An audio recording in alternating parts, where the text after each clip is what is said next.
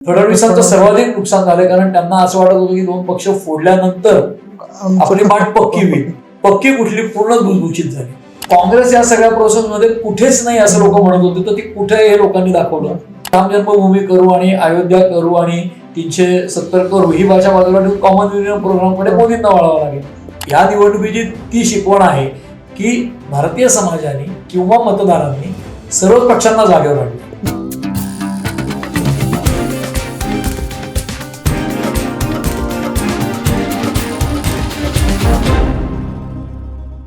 म्हणजे सर ठाण्यातला जो निकाल सगळा लागला तिथे माझे शिवसैनिक काही मित्र आहेत किंवा तिथले शिवसेनेची लोक पण म्हणत होते, अरे ठाण्याची जागा जाऊ कशी काय असते. म्हणजे राजन विचारे हे फार जुने मुरलेले कार्यकर्ते आहेत. तर तिथे आनंद दिघेंचा पण प्रश्न येतो. एकनाथ शिंदे पण आनंद दिघेंचे शिष्य, विचारे पण आनंद दिघेंचे शिष्य. सो हे काही धक्कादायक निकाल लागले. पण मला पुढे जाऊन असं विचारायचं आहे सर की ठाणे आणि कल्याण राखलं म्हणजे शिवसेना, तिथली शिवसेना शिंदेंनी राखली असं म्हणायला व्हावे, आणि मुंबई ठाकरेंनी राखली तर मुंबईतली शिवसेना ठाकरेंनी राखली. तर एक्झॅक्टली शिवसेना कोणाची याच्या उत्तराकडे ही निवडणूक घेऊन जाते का आपल्या? नाही, पुन्हा तेच की आता हे जे मी तंत्रज्ञानाचा अनेकदा बोलतो ना की टेक्नॉलॉजीमध्ये आपण 0-1-0-1 मध्ये हो किंवा नाही, ऑब्जेक्टिव्ह नाही, असं असेल किंवा असं असेल, तर तसं काही आहे असं मला वाटत नाही. त्याचं कारण असं की तुम्ही बघा, मुंबईतल्या 6 जागांपैकी शिवसेना उद्धव ठाकरे गटाने 2 जागा जिंकल्या, शेवाळे आणि अरविंद सावंत. एक अरविंद वायकरांनी जिंकली. याचा अर्थ काय? एक म्हणजे त्याच्यामध्ये असं आहे की एकनाथ शिंदेचा एक खासदार आलाच आहे ना तिथे निवडून, म्हणजे अख्खी शिवसेनेची नाहीये मुंबई असं म्हणायचं का? दुसरं असं की जर ठाण्यामधल्या दोन्ही जागा गमावत असतील उद्धव ठाकरे, तर एक आपण म्हणू शकतो की आनंद दिघेंचे शिष्य कोण? राजन विचारे का एकनाथ शिंदे? ते एकनाथ शिंदेने सिद्ध केलं की दिघेंचा वारस मी आहे 100%, कारण दोन्ही जागा राखल्या. आता जर मुंबईत शिवसेना आपण म्हटलं स्ट्रॉंग आहे, तर एकनाथ शिंदेचा एक खासदार आलाय. कोकणातल्या दोन्ही जागा एकनाथ शिंदेच्या गटाने जिंकल्या. मग शिवसेना कोणाची याचं उत्तर, खासदार संख्या बघितली तर उद्धव ठाकरेंची जास्त आहेत आणि यांचे 7 आहेत. म्हणजे राज्यभर सुद्धा तसंही दोघांचं समसमान पारडं असं म्हणायला हरकत नाही. तर त्याचं उत्तर मिळालं आपल्याला मुंबई पालिकेपर्यंत जावं लागेल आणि विधानसभेपर्यंत जावं लागेल. मुंबई पालिकेचा विचार केला तिथे स्ट्रेंथ उद्धव ठाकरेंची जास्ती आहे, तुलनेने नगरसेवक म्हणजे एकनाथ शिंदेची जास्ती आहेत. ठाण्यावर शिंदेचं वर्चस्व आहे, पण ठाणे जिल्ह्यामध्ये 3 महापालिका आहेत, नवी मुंबई, मीरा भाईंदर आणि ठाणे. त्यातली ठाणे शिंदेच्या ताब्यात आहे, पण नवी मुंबई आणि मीरा भाईंदर मध्ये भारतीय जनता पक्षाची 2/3 मेजॉरिटी म्हणजे विचार करा. त्यामुळे मुंबईमध्ये सुद्धा बीजेपी किती मोठ्या फोर्सफुली येते आणि महापालिका जिंकते, आणि त्याच्यावर शिवसेना कोणाची आणि उद्धव ठाकरेंचं भवितव्य ठरेल. राष्ट्रवादी कोणाची? तर राष्ट्रवादी ऑब्व्हियसली आता शरद पवारांनी 8 जागा जिंकलेल्या आहेत खासदारकीच्या पत्रावर, पण उद्या आमदारकीच्या इलेक्शन मध्ये तो हा परफॉर्मन्स रिपीट होईल का? कारण खासदारकी आणि आमदारकी याची गणित पूर्णपणे वेगळी असतात. त्यामुळे या प्रश्नाचं उत्तर शिवसेना कोणाची, राष्ट्रवादी कोणाची, भारतीय जनता पक्ष महाराष्ट्रात संपतोय का, काँग्रेस रिवाईव्ह होतीये का, याची उत्तरं मिळायला आपल्याला महापालिका आणि म्हणजे अनेक महापालिका राज्यातल्या बऱ्याचशा व्हायच्या आहेत आणि विधानसभा निवडणूक, या दोन्हीचे निकाल घेतले की तिन्हीचं पिक्चर समोर ठेवून आपल्याला ठरवता येईल की काँग्रेस रिवाईव्ह झाली आहे का. कारण काँग्रेस मागच्या विधानसभा निवडणुकीनंतर सगळ्यात छोटा पक्ष आहे, एका जागेवर 44 आमदार, यांचे 54, राष्ट्रवादी शरद पवारांची अख्ख्या 56 शिवसेनेचे आणि यांची 106. तर आता जर एवढा राऊंड बीजेपीचा झालाय, म्हणजे 23 जागांवर 9 वर आले, हे जर विधानसभेत झालं म्हणजे या प्रमाणात 14 जर खासदार कमी झाले तर 100 आमदार कमी व्हायला पाहिजेत ना, 1484 मध्ये तेवढे होतील का? म्हणजे त्यांचे 25 आमदार राहतील का? मला नाही वाटत. त्यामुळे आमदारकीची निवडणूक पूर्णपणे वेगळी असेल, पालिकांची निवडणूक पूर्णपणे वेगळी असेल, पण या निवडणुकीचा परिणाम होईल का? निश्चित होईल. मधल्या काळात काय कोर्स करेक्शन करतात त्याच्यावर अवलंबून आहे. एक्झॅक्टली. म्हणजे आता विधानसभा झाली तर काय हे म्हणण्याला काही अर्थ नाही माझ्यामध्ये, पण आता जर विधानसभा झाली तरी वेगळं मतदान करतात ना लोक. एक्झॅक्टली करतात असंही नाही. म्हणजे कर्नाटकमध्ये विधानसभा काँग्रेसने जिंकली, पण लोकसभेला सगळ्या जागा यांनी जिंकल्या. मध्य प्रदेशमध्ये विधानसभा जिंकली भाजपने व्यवस्थित आणि तरी सगळ्या जागा जिंकल्या. त्यामुळे असे निष्कर्ष काढतात नाही विधानसभेच्या विपरीतच मतदान होतं, बरोबर, किंवा लोकसभेच्या विपरीत इकडे होतं, असं काहीच नाही. मध्य प्रदेशात दोन्ही जिंकले, त्याच्याबरोबर कर्नाटकमध्ये काही जागा गेल्यात आणि याच्यामध्ये राजस्थानमध्ये, आणि कर्नाटकमध्ये तर विधानसभा हरून लोकसभेला सगळ्या जागा जिंकल्या. तर आता त्यामुळे हे काही इतकं सोपं नाही, गुंतागुंतीच आहे. पण महाराष्ट्रापुरतं तुम्ही म्हणाल तर खरी राष्ट्रवादी कोणाची? आता तरी लोकसभेला शरद पवारांनी आपलं अनुभव आणि वर्चस्व सिद्ध केलंय, पण राष्ट्रवादी खरी कोणाची, टेक्निकली अजित पवारांकडे असली तरी त्याचं पूर्ण उत्तर मिळालं आपल्याला त्या 2 निवडणुका थांबायला लागेल. म्हणजे कुठल्या तर विविध ठिकाणच्या महापालिका राज्यभरातल्या आणि विधानसभा निवडणुका. बरोबर. मला भाजप या स्वतंत्र पक्षाकडे जायचंच आहे, पण त्या अगोदर थोडं काँग्रेसच्या रिवायवल बाबतीत सुद्धा मला विचारायचं होतं की हे रिवायवल काँग्रेसने जास्त काम केलं किंवा काँग्रेसने मुद्दे मांडले म्हणून झालेलं आहे, कारण का 1 वरनं 13 किंवा 13+1 असं म्हणायला हरकत नाही, कारण का विशाल पाटील हे काँग्रेसचेच आहेत, आता ते अपक्ष म्हणून लढले असले तरी सुद्धा. पण एवढ्या मोठ्या प्रमाणात त्यांना लोकसभेला जागा मिळाल्या आणि सिंगल लार्जेस्ट पार्टी झाली ती, म्हणजे 1 नंबरचा पक्ष झाला जास्त. तर हे रिवायवलचे अर्थ नेमके काय आहेत, की खरंच काँग्रेसला म्हणून लोकांनी मतदान केलं की बीजेपीच्या अँटी इन्कम्बन्सीचा केवळ फायदा म्हणून, बाय प्रॉडक्ट म्हणून काँग्रेस सिंगल लार्जेस्ट पार्टी बनली महाराष्ट्रात? 2 गोष्टी अशा आहेत की मी पूर्वीच्या इंटरव्ह्यूत बोललो होतो की महाराष्ट्रामधले 4 जे पक्ष आहेत प्रमुख, म्हणजे काँग्रेस आणि भाजप हे राष्ट्रीय पक्ष आणि राष्ट्रवादी आणि शिवसेना हे प्रादेशिक पक्ष. त्या 4ही पक्षांची ताकद साधारणपणे 25% ईच अशी आहे. म्हणजे काय तर 288 विधानसभेच्या जागा, त्या प्रत्येकाच्या साधारण 70 जागांची ताकद आहे, 72 जागांची. 70-72 म्हणजे तुम्ही जर पूर्वीच्या निवडणुका काढून पाहिलात तर शरद पवारांची कमाल किंवा मॅक्झिमम स्ट्रेंथ काय आहे विधानसभेतली, राष्ट्रवादी स्थापनेला यंदा 25 वर्ष होतात. तर या 25 वर्षामध्ये शरद पवारांच्या राष्ट्रवादीने 71 जागा 2004ला जिंकल्या, की ज्या सर्वाधिक जागा आहेत. म्हणजे पहिल्या इलेक्शनला काहीतरी 58-54-59 समथिंग 71 आणि नंतर कमी. तर 71 हा सर्वोच्च फिगर आहे त्यांची विधानसभेतली. आणि लोकसभेतली किती आहे तर ती 4 साली 8 जागा जिंकल्या होत्या. म्हणजे त्यांचा पक्ष पीकला होता तो 2004 साली. त्यामुळे काँग्रेसचं रिवायवल तुम्ही जे म्हणताय तर काँग्रेसला मागच्या वेळी 1 जागा होती चंद्रपूरची, ते जे होते बाळू धानोरकर ते देखील मूळ शिवसैनिक होते. या निवडणुकीला त्यांच्या 14 जागा आल्यात, म्हणजे 13 जागा चिन्हावर आणि 1 त्यांचा माणूस बंडखोरी करून सांगलीतनं निवडून आलाय. हे रिवायवल आहे का? आहे. कारण असं की 13-14 मतदारसंघांमध्ये मतं वाढली आहेत, माणूस निवडून आलाय. ठीक आहे, तिथे शिवसेना आणि राष्ट्रवादीची मदत आहे, पण जो पक्ष जवळपास देशभर गतप्राण झाल्यासारखा वाटत होता, निष्प्राण झाल्यासारखा वाटत होता, कमकुवत झाल्यासारखा वाटत होता, तो पक्ष देश पातळीवर त्यांची खासदार संख्या डबल होणं हे निश्चित रिवायवल आहे. पण ते पुरेसं आहे का? बिलकुल नाही. त्याचं कारण असं की आज इंडिया आघाडी म्हणून 230 पर्यंत आली असली तरी त्यातलं काँग्रेसचं स्थान हे 100च्या आतच जागा आहेत. त्यामुळे त्यांना म्हणजे नरसिंहरावांनी 140 खासदारांचं सरकार चालवलं होतं, तर 100-150 जागा, 100 ते 150, 150 ते 170 जागा यापर्यंत त्यांनी यायलाच हवं एक राष्ट्रीय पक्ष म्हणून. तसं महाराष्ट्रामध्ये जर 28 जागांपैकी काँग्रेसने आता 13 जागा जिंकल्या असतील तर प्रमुख पक्ष म्हणून त्यांनी 10 ते 20 मध्ये राहायलाच पाहिजे कायम, किमान कायम. आणि ती वाटचाल करायची असेल तर हा परफॉर्मन्स सातत्याने पुढे यायला लागेल. आज काँग्रेसची अवस्था आता हा निकाल लागायच्या आदल्या दिवशीपर्यंत कशी होती तर निर्णायकी होती. आज नाना पटोले प्रदेशाध्यक्ष आहेत, पण ते अख्ख्या राज्याचे प्रदेशाध्यक्ष वाटतात का लोकांना, हा खरा प्रश्न. अशोक चव्हाण नावाचे मुख्यमंत्री होते माझी, की जे भाजपमध्ये गेले. दुसरे एक माजी मुख्यमंत्री आहेत ते पृथ्वीराज चव्हाण, ते आज राज्याचे नेते म्हणून राज्यभर सभा घेताना दिसत आहेत का? धंदावादी प्रचार करताना 115 सभा घेतल्या राज्यात आज. तसं अजित पवारांना मर्यादा होते, त्यांनी जागा 4 लढवल्या होत्या, तेव्हा त्या मतदारसंघात ते गेले. एकनाथ शिंदे मुख्यमंत्री म्हणून सगळीकडे गेले, मोदींच्या सभांनाही दिसले. तसं आज काँग्रेसचा कुठला नेता आहे की ज्याच्या प्रचारामुळे राज्याच्या विविध भागातल्या मतांमध्ये फरक पडेल किंवा काहीतरी अट्रॅक्शन वाटेल, असा एकही नेता नाही. या वस्तुस्थिती आहे. त्यामुळे रिवायवल होईल का? रिवायवल निश्चित म्हणायला लागेल, पण ते होण्यासाठी लिडरशिप डेव्हलप व्हायला लागेल. सुशीलकुमार शिंदे माजी मुख्यमंत्री आहेत, देशाचे गृहमंत्री होते. राज्याचे मुख्यमंत्री ते एकापेक्षा जास्त वेळेला झालेले आहेत, पण देशाचे गृहमंत्री झाल्यानंतर सुद्धा केंद्रात सत्तेवर होते, राज्यपाल म्हणूनही काम केलंय. पण आज तेही राज्यभर प्रचार करतील धडाडीने असे नेते नाही, त्यांचा करिश्मा राज्यभर नाही. त्यामुळे तसा नेता काँग्रेसकडे आज राज्यात आजही नाही. त्यामुळे रिवाईव्ह झाली, पण त्यांना फायदा पण झाला. कारण काय तर जे त्यांचं म्हणजे कच्चा दुवा आहे की त्यांच्याकडे राज्यव्यापी नेता नाही, त्याच्या उलट भारतीय जनता पक्ष मोदीच्या नावावरच लढतोय निवडणूक. सगळीकडे कोण तर मोदी, त्याच्या विरुद्ध यांनी डिसेंट्रलाइज पद्धतीने निवडणूक लढली. म्हणजे अमरावतीमध्ये आज आपल्या मंत्री होत्या त्या यशोमती ठाकूर, त्यांनी काम केलं. कुणाल पाटीलनी काम केलं. त्याच्यानंतर विदर्भामध्ये वडेट्टीवारांनी काम केलं काही प्रमाणात तिथे.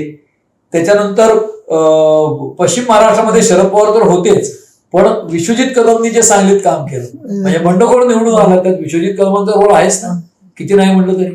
शाहू त्यामुळे महाराजांच्या कोल्हापुरात ह्याच्यामध्ये. सतीश पाटलांनी जे काम केलं प्रचंड काम केलं.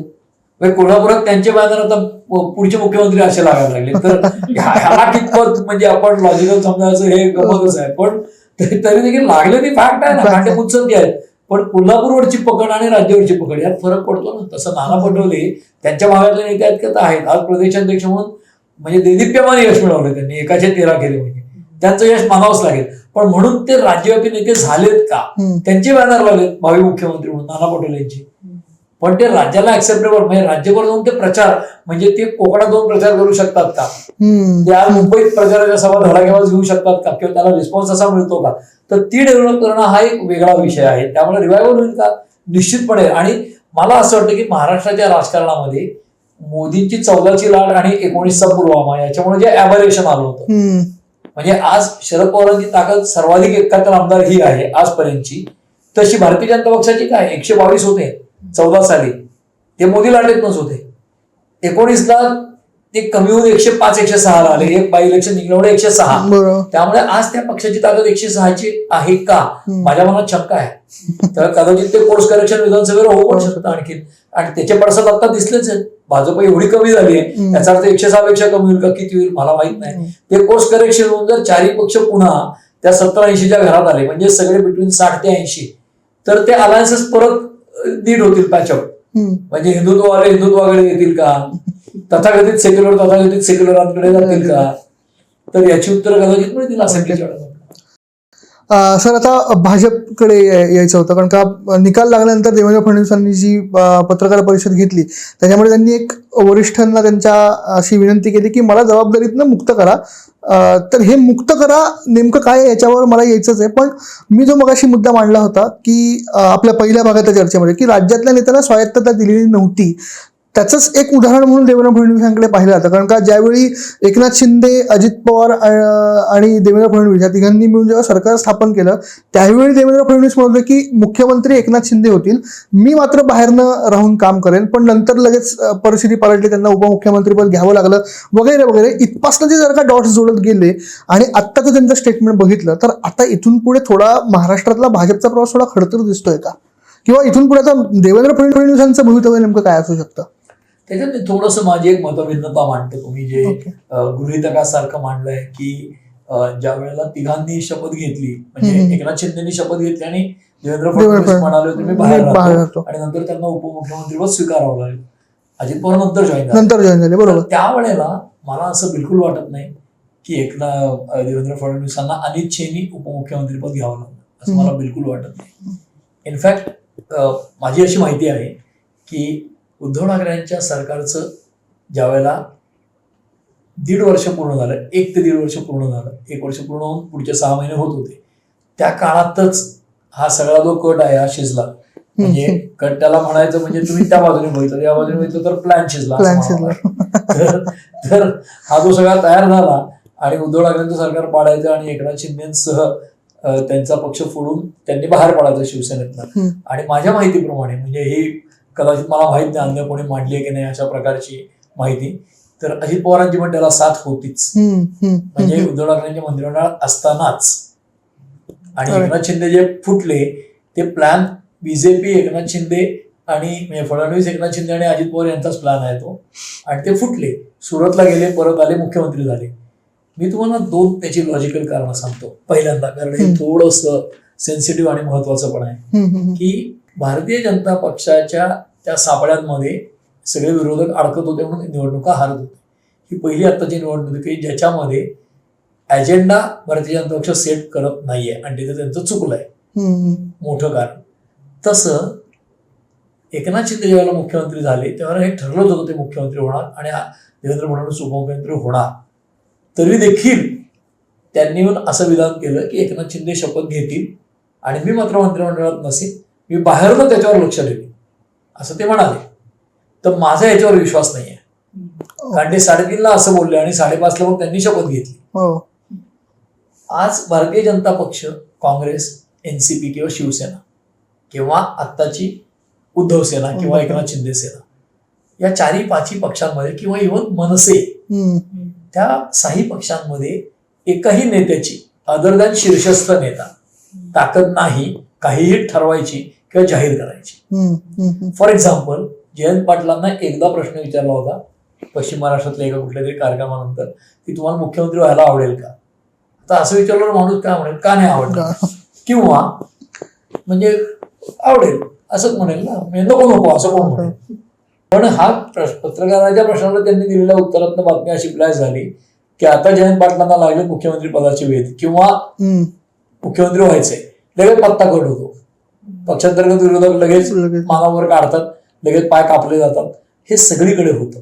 त्यामुळे जो स्पर्धेत आहे म्हणून मीडियात नाव येतं त्याचं बऱ्याचदा कापलं जातं. काढून बघा सगळे रेफरन्सेस. पतंगरावांचं नाव कायम यायचं स्पर्धेत आणि कायम कट व्हायचं. म्हणून ते शेवटी म्हणायला लागले माध्यमांना शेवटच्या, अरे नका छापूराव माझं नाव प्रॉबेबल विवेबल. तसं फडणवीसांनी ज्यावेळेला उपमुख्यमंत्रीपदाची शपथ घेतली तेव्हा ते आधीच ठरलं असेल. मी पुन्हा येईन हे गाजलेलं वाक्य जे विधानसभेत ते म्हणले होते. तर मी पुन्हा येईन असं कुठल्याही पक्षातला कुठलाही नेता म्हणू शकत नाही की मी पुढचा मुख्यमंत्री असेल. ते पक्षश्रेष्ठीच ठरवतात, पण त्यांना पक्षश्रेष्ठींनी आशीर्वाद दिल्याशिवाय किंवा सांगितल्याशिवाय ते तसं म्हणणारच नाही. तसंच मी मुख्यमंत्री एकनाथ शिंदे होतील आणि मी मंत्रिमंडळाला बाहेर राहीन आणि त्यावर लक्ष देईन, याची काय रिएक्शन येते हे गॉज करायची असते. आणि 2 तासांनी त्यांनी शपथ घेतली मोठ्या अनिच्छेने, पण ते आधीच ठरलं असणार आहे असं मला वाटतं. हा पहिलं करेक्शन. ओके. आता त्याच्या पुढे भवितव्य काय. आता राज्यामध्ये जसं तुम्ही म्हटलात की राज्यातल्या नेत्यांना फार स्थान दिलं नव्हतं, वरनं सगळं डिक्टॅट आला होता. पण प्रॉब्लेम असा आहे की स्थानिक नेतृत्वाचं नॉलेज आणि इन्फॉर्मेशन ही वापरली जातेच त्याच्यात. प्लस केंद्रात केलेले सर्वे. कारण काय, मोदी शहांना कुठलीही रिस्क घ्यायची नाहीये, म्हणून तुमची सगळी माहिती आणि मग आमची असं म्हणून ते करतात. तसं देवेंद्र फडणवीसांना या निवडणुकीमध्ये अपर हँड होता का होता. म्हणजे 19ला सत्ता गेल्यानंतर उद्धव ठाकरे मुख्यमंत्री झाले तरी तेच शीर्षस्थ नेते महाराष्ट्रामध्ये भारतीय जनता पक्षाचे. आज सरकार आल्यानंतर सुद्धा सरकार चालवण्याच्या पातळीवर तेच महत्वाचे नेते ते दिसतंय. वास्तविक कालचा लोकसभेचा निकाल आल्यानंतर चंद्रशेखर बावनकुळे प्रदेशाध्यक्ष त्यांनी प्रेस कॉन्फरन्स घ्यायला पाहिजे, पण या सगळ्या गोष्टी फडणवीस करताना दिसतात. कारण त्यांच्यावर सगळी जबाबदारी आणि ती का टाकली. तर 19च्या निवडणुकीनंतर जे सरकार आलं नाही तेव्हा फडणवीसांच्या काही गोष्टी सुजाव ऐकले गेले नाहीत वरती, म्हणून सरकार गेलं अशी धारणा, म्हणून त्यांना ते अपर हँड दिलाय की यांचं ऐकलं नाही म्हणून नुकसान झालं. तसंच आत्ताही होईल, त्यांचं ऐकलं नाही म्हणून नुकसान झालं हे वरती माहिती आहे. म्हणूनच आता त्यांना इमिजिएटली दिल्लीला हलवतील का, कदाचित त्यांना केंद्रीय मंत्री करतील. कारण काय, तर महाराष्ट्रामध्ये एक डेमोग्राफिक आणि सोशिओ इकॉनॉमिक प्लस कास्ट पॉलिटिक्सचा आस्पेक्ट असा आहे. मराठा समाजामध्ये पूर्ण मराठवाड्यात ज्या प्रकारचा हेट्रेड व्यक्तिद्वेष हा फडणवीसांच्या बद्दलचा दिसतो, त्याची कारणं अनेक आहेत. त्याच्यात शरद पवारांपासून अनेक लोक इन्व्हॉल्ड आहेत. सगळे हे सगळं हळूहळू साठवणूक करून मोठं करण्यात 100%. म्हणजे महाराष्ट्राचं राजकारण या पोलरायझेशन लेवलला जाणं किंवा देशाचं राजकारण हिंदू मुस्लिम सारखं करणं हे नाहीच येतावं समाजाला किंवा लोकशाही. तसं महाराष्ट्रामध्ये देवेंद्र फडणवीसांच्या बद्दलचा जो त्यांच्या जातीमुळे असलेला त्यांच्याविषयीचा आकस आणि द्वेष आहे तो ठाई ठाई अनेक पातळ्यांवर समाजामध्ये दिसतो. आणि तो दिसायला जसं काल संजय राऊतांनी बाईट दिलाय की महाराष्ट्राच्या राजकारणातले ते आनंदीबाई आहेत किंवा कारस्थानी आहेत खूप. तर हे म्हणजे ठीक आहे, त्यांची भूमिका असते, जिंकलेले आहेत म्हणून ते मानलं जाईल. परंतु त्या पातळीवर सगळेच नेते आलेले आहेत आणि तो विद्वेष इतक्या प्रमाणात दिसतो आज की त्या विद्वेषामुळे कदाचित लॉंग टर्म नुकसान नको, विधानसभेला नुकसान नको असं जर यांनी विचार केला भारतीय जनता पक्षाच्या केंद्रीय नेत्यांनी, तर फडणवीसांना कदाचित केंद्रात हलवलं जाईल. आता फडणवीसांनी 5 वर्ष सरकार चालवलं तेव्हा सुप्रिया सुळेंचं वाक्य होतं की wrong man in right party, right man in wrong party असं त्या म्हणलं सुप्रिया सुळे खासगी संभाषणांमध्ये. त्याचा अर्थ काय की त्यांची व्यक्तिगत त्या फडणवीस या नेत्याला विरोध नाहीच आहे, त्यांचा विचार झालेला भारतीय जनता पक्षाचा विरोध आहे सुप्रिया सुळेंचा. हे त्यावेळेला त्या म्हणल्या होत्या, आज त्या अमान्य करतील कदाचित, मी असं म्हणलेच नव्हते म्हणतील. पण तरी देखील फडणवीसांच्या बद्दल, त्यांच्या नेतृत्व गुणांबद्दल, त्यांना जे समाजाचं आकलन आहे, महाराष्ट्राचं इश्यूचं आकलन आहे, याच्याविषयी कुणीच दुमत असणार नाही कोणाचं. म्हणजे त्यांनी काय पॉलिसीज राबवल्या याच्याविषयी कोणाचंही, म्हणजे मेट्रो कार शेड बद्दल असेल हे सिद्ध होते. उद्धव ठाकरेंनी डिले केल्यामुळे राज्याचं नुकसान झालंय. आज मराठा आंदोलनाच्या बद्दल मराठा समाजाला आरक्षण देण्याचे प्रयत्न त्यांनी केले, सारथी त्यातनं झाली, आज त्यातनंच काम होतंय. त्यामुळे त्याच्याबद्दलही कोणी, पण तरी देखील तो जातीय विद्वेषाचा वापर राजकारणात केला गेला आणि त्याचा फटका भाजपला बसलाच आहे आज. तो कदाचित पुढे बसू नये म्हणून त्यांना तिकडे नेतील. पण मला असं वाटतं की आज त्यांच्या इतकं राज्याचं आकलन असलेला नेता भाजपकडे नाही. एक्झॅक्टली, मला तेच त्यांची पुढे गरज आज महाराष्ट्रामध्ये भाजपला यशापर्यंत जायचं असेल तर नक्की लागेल. आणि कदाचित त्यामुळे त्यांनी काल प्रेस कॉन्फरन्स घेऊन जे जाहीर केलं, त्यांनी पक्षश्रेष्ठींना विनंती नाही केलेली अजून, त्यांनी प्रेस कॉन्फरन्स घेतली आणि ते श्रेष्ठींना जाऊन विनंती करणार आहेत. आपल्या सगळ्यांना माहिती आहे की मोदी आज त्यांचं सरकार आणण्याच्या गडबडीत आहेत. त्यात नितीश कुमार, चंद्रबाबू काय करतील माहित नाही, म्हणजे ते सरकार तितकंच स्थिर नसणार आहे. त्या परिस्थितीमध्ये महाराष्ट्रामध्ये आणखीन पक्षांतर्गत अस्थिर्य आणणं हे बीजेपीला परवडेल का? तिथे ऑप्शन काय आहे? तर विनोद तावडे मराठा समाजाचे ते केंद्रात चांगलं काम करतायत. त्यांनी बिहारचे प्रभारी म्हणूनही चांगलं काम केलं दिसतंय ते, म्हणून त्यांना इकडे आणायचं. त्यांना मराठा जातीचा ऍडव्हान्टेज पण आहे, ते होऊ शकतं कदाचित, माहित नाही मला. पण फडणवीसांच्या नेतृत्वाखाली या इलेक्शनचं सगळं स्ट्रॅटेजिक प्लॅनिंग व्हायचं ते तावड्यांनीही प्रमोद महाजनांबरोबर महाराष्ट्राच्या संघटनेचं काम केलेलं आहे. तर त्यात खूप फरक पडेल असं नाही. त्यामुळे या दोन शक्यता आहेत की फडणवीस केंद्रात जाणं, काहीतरी त्यांना मंत्रिपद देणं आणि महाराष्ट्रामध्ये तावडेंना आणणं हे होऊ शकतं.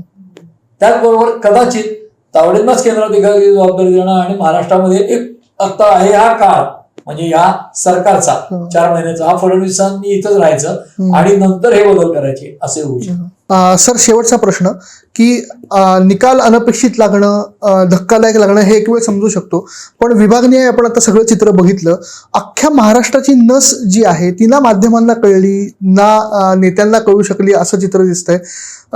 ह्याच्यातलं लर्निंग्स काय आहेत आणि आउटकम्स काय आहेत या निवडणुकीचे ओव्हरऑल? या निवडणुकीचा माझ्यासाठी आउटकम असा आहे की आणखी अभ्यास करायला हवा, खूप अभ्यास करायला हवा पहिला. दुसरी गोष्ट म्हणजे अनेक वेळेला आपण अभ्यास करताना एखाद्या गोष्टीचं आकलन करून घेताना काही गोष्टी आपल्या मनाला जास्ती भिडतात आणि आपण त्या तशा पुढे पुढे गृहीत धरायला लागतो. तर जसं मी अगदी साधं उदाहरण बारामतीच्या निवडणुकीचं देईन की खडकवासला मतदारसंघात लीड एवढं कांचनपूरला मिळालं म्हणजे सुनेत्रांना मिळेल. तर हे गृहीत धरणं याच्यापेक्षा मला वाटतं जमिनीवर जाऊन अधिकाधिक वैज्ञानिक पद्धतीने रॅशनल होऊन जनमानसाचा कामोसा घेणं हे अधिक करायला हवं. म्हणजे कुठल्याही पातळीवर, म्हणजे हे एका मतदारसंघातल्या एका असेंब्ली सेगमेंटचं मी उदाहरण दिलं, तेच भोरमध्ये जाऊन करायला पाहिजे, इंदापूरमध्ये करायला पाहिजे हेच. आणि हे प्रत्येक वेळेला प्रत्येकाला शक्य होणार नाही. म्हणून तर मग आता एक्झिट पोल्स हे सायंटिफिकली केले तर बरोबर यायला पाहिजे, पण एक्झिट पोल्स इतके पालथे पडले याचा अर्थ काय? एक तर ते वैज्ञानिक पद्धतीने केले नसतील किंवा ते बायस असतील. बायस असायची शक्यता अधिक दिसते, कारण सगळे एका बाजूचं देतात आणि पूर्ण उलट दिसतं. याचा अर्थ कदाचित त्या सगळ्यांच्या धारणा आधीच त्या तशा आहेत. तसं या निवडणुकीचं लर्निंग हे आहे किंवा शिकवण ही आहे की जसं क्रिकेटच्या भाषेत लोक म्हणतात, शेवटी अटीतटीची मॅच झाली, काही झालं, इकडे तिकडे कॉन्ट्रोवर्सी झाली, तरी शेवटी जिंकलं ते क्रिकेट. तसं जिंकलं ते काय? राजकारण. एकीकडे राजकारण जिंकलं आणि एकीकडे भारतीय समाज जिंकला.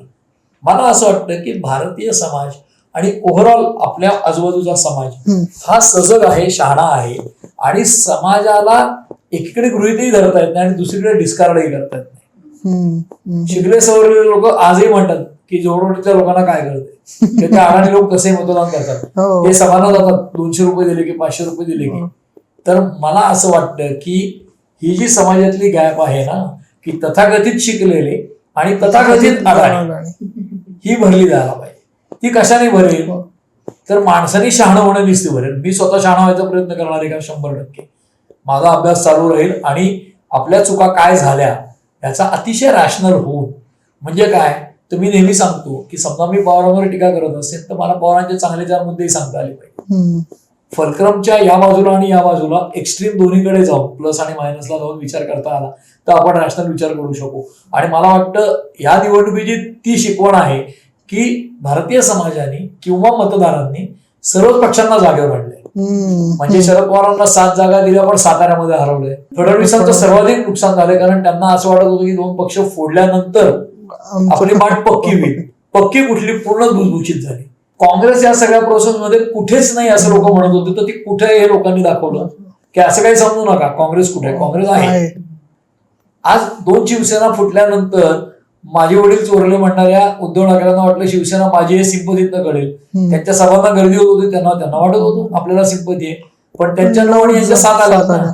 21 त्यांची शिवसेना आहेच, त्यांची शिवसेना आहेच. पुन्हा अजित पवार काही प्रमाणात शरद पवारांच्या समोर कमकुवत दिसत आहेत, पण लोकसभा हे त्यांचं बॅटलफील्ड नाहीच आहे, त्यांचं विधानसभा हे बॅटलफील्ड आहे. सेम केस फडणवीस जे आहेत ते राज्यातले मोठे नेते आहेत, त्यामुळे केंद्राची जबाबदारी मोदींवर टाकून ते मोकळे होणार नाहीत. त्यांनी राजीनाम्याची तयारी दाखवलीच आहे उपमुख्यमंत्री पदाच्या आणि पक्ष संघटनेत काम करतो. म्हणजे त्यांनी ओळखलं की पक्ष संघटनेत काम करण्याची गरज आहे. ठीक आहे, त्यांना मार्ग दिसलाय.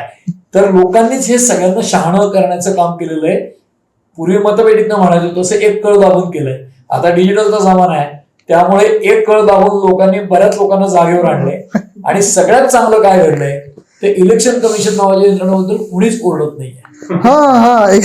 ईव्हीएमच्या गडबडीबद्दल. त्यामुळे ही कदाचित चांगली म्हणजे सिस्टीमच्या लेव्हलला हे चांगलं घडलं की आता सगळे लोक म्हणतील चालू जाऊ ईव्हीएम, आम्ही जिंकलो तुम्ही जिंकलात, I they happily lived ever after सारखं सगळे सुखी आहेत. चांगली गोष्ट आहे. कारण एकीकडे लालू प्रसादांचा पक्ष खुश आहे, तेजस्वीचा, त्याच्यानंतर मुलायम सिंगांचा पक्ष खुश आहे, ममता बॅनर्जी खुश आहेत, मोदी पण खुश आहेत, काँग्रेस. ही पहिली निवडणूक असेल लोकसभेची की यात काँग्रेस आणि बीजेपी या दोन्हीच्या मुख्यालयात सेलिब्रेशन झालं. पहिली निवडणूक असेल, दोन्ही शिवसेना खुश आहेत. राष्ट्रवादीचा एक खासदार शिल्लक राहिला म्हणून अजित पवार समाधानी असतील म्हणजे काही प्रमाणात, आणि शरद पवार तर खुशच असतील कारण या वयात त्यांनी साथ आणले म्हणून. त्यामुळे नाखुश कोण आहे? कोणीच नाही. लोक खुश आहेत कारण काय तर त्यांचे पक्ष खुश आहेत. त्यामुळे तसं काही फारसा प्रॉब्लेम नाही. त्यामुळे ही सगळी निवडणूक जी आहे ती सगळ्या भारतीय समाजामध्ये समाजाच्या दृष्टीने काय झालं तर एक निवडणूक नावाचा सोपस्कार पार पाडला, नवीन सरकार येईल. ठीक आहे, फ्रॅगमेंटेड मॅन्डेट असला तर काय होतं तर सरकार अस्थिर येतं. त्यामुळे राम जन्मभूमी करू आणि अयोध्या करू आणि 370 करू ही भाषा बाजूला ठेवून कॉमन युनियन प्रोग्रामकडे मोदींना वळावं लागेल. त्यामुळे लोकांच्या डोक्यावर टांगता मॅन्डेट आहे आणि 5 वर्षाचा सोपस्कार जाऊन लोक आपापल्या रुटीनकडे वळतील. तुम्ही आम्ही हे विश्लेषण बंद करून आपापल्या कामाकडे वळू. एवढं सरकार अर्थ आहे. सर खूप खूप धन्यवाद या विश्लेषणासाठी. आपण पुन्हा पुन्हा या विषयांवर बोलायला भेटत राहणारच आहोत कारण का हे आत्ता थांबणाऱ्यातली गोष्ट नाही. आता इथून पुढे निवडणुकांची लढ लागेल अशी परिस्थिती आहे. वर्ष शिक्षण आपलं चालूच राहणार. सो सर म्हणाले जसं की आपल्याला ह्याच्यातनं शिक्षण घेतलं पाहिजे, शिकत राहिलं पाहिजे, तर त्या गोष्टीकडे आपण फोकस करूया. आमचं चुकलं, ह्यांचं चुकलं, हे मूर्ख आहे, ते शहाणे आहेत, चुकलं म्हणण्यापेक्षा माझं काय आत्मपरीक्षणाची सगळ्यांनाच गरज आहे. बीजेपीलाही गरज आहे, शिवसेनाही गरज आहे. मला माहिती मला नक्की आहे. तर ह्याच्यातनं आपण शिकलं पाहिजे या मुद्द्यावर आपण आता इथे थांबूया. आणि तुम्हाला ही चर्चा कशी वाटली हे कमेंट बॉक्समध्ये सांगायला अजिबात विसरू नका. आणि सगळ्यात महत्वाचं आत्मपरीक्षण करूच, पण द पॉलिटिक्सला लाईकही करू, शेअरही करू आणि सबस्क्राईबही करायला अजिबात विसरू नका. धन्यवाद. थँक्यू.